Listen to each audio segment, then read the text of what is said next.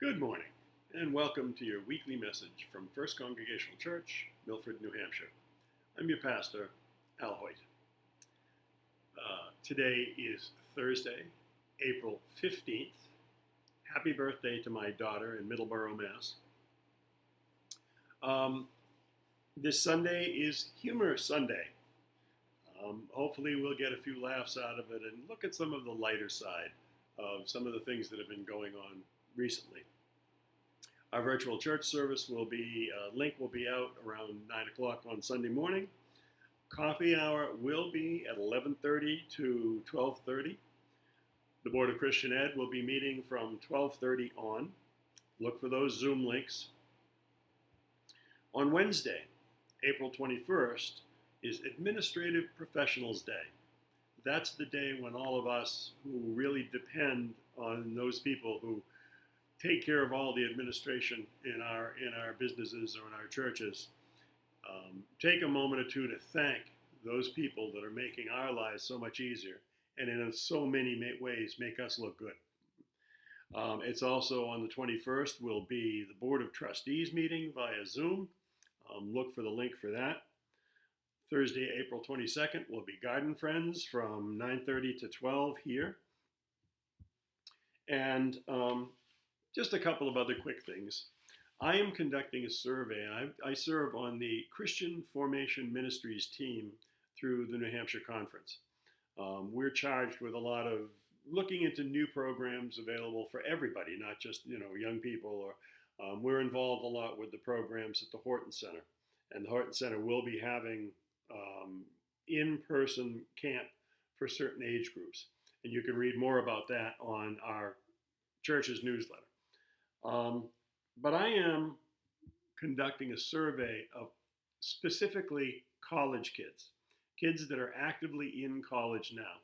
And it's a very simple survey about campus ministries and the like, and to see what their feelings are on it. So if you know a college student that's somehow associated with this church, reach out to me and let me know how to get in touch with them, whether Facebook, messaging, or email, and I'll send them a copy of the questionnaire and ask them some questions.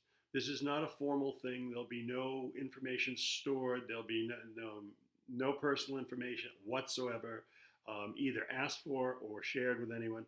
This is just an informal survey for us and the Christian Formation team to have a little bit more of an idea of where our college kids are.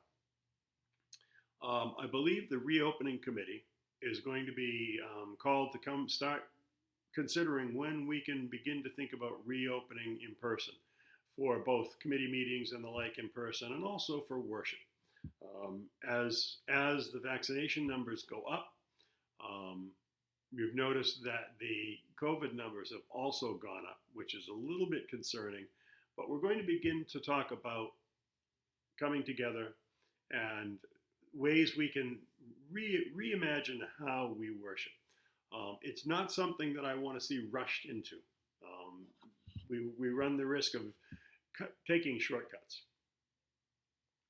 There's something else that I recently discovered when I was over at Share talking to someone who, in conversation, mentioned that she had come to our church on a couple of occasions and she wasn't made to feel very welcome. This was before COVID, of course. But she said that whoever was at the door greeting was very nice and greeted her and welcomed her. But no one else from the church spoke to her, either the time she came here.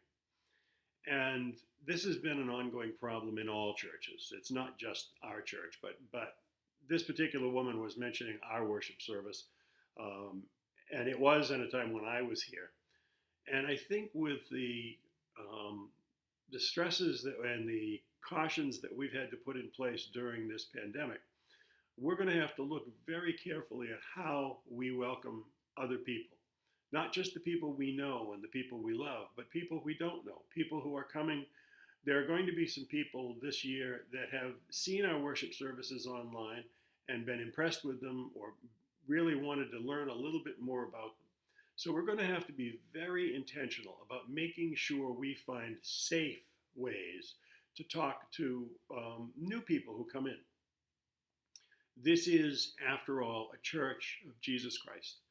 And as a church of Jesus Christ, we are charged with being welcoming to all, especially the strangers. So we're going to need to work on that and be a little bit more conscious and a little bit more deliberate about making sure we include the visitors who come to see us. They may not be interested in going to coffee hour or spending a whole lot of time chatting, but we need to make them feel that they're welcome to do so. So keep that in mind. With that, please join me in the Lord's Prayer. Our Father, who art in heaven, hallowed be thy name. Thy kingdom come, thy will be done on earth as it is in heaven. Give us this day our daily bread, and forgive us our trespasses, as we forgive those who trespass against us. And lead us not into temptation, but deliver us from evil. For thine is the kingdom, and the power, and the glory forever. Amen. Well, I had a wonderful time off, a wonderful week off following Easter. I know that there were some questions about the service that the UCC provided for us on Sunday. I confess I didn't watch it. We were busy. We were busy doing some things with our daughter, and I really appreciated the time off. After Easter, it's always kind of a tough time for clergy, and having that little bit of time just to relax and take a deep breath really helped a lot. So I thank you for letting me have that. Oh yes, and on Wednesday the 21st, if you happen to see my beautiful wife, wish her a happy anniversary. Wednesday the 21st is our 20th wedding anniversary.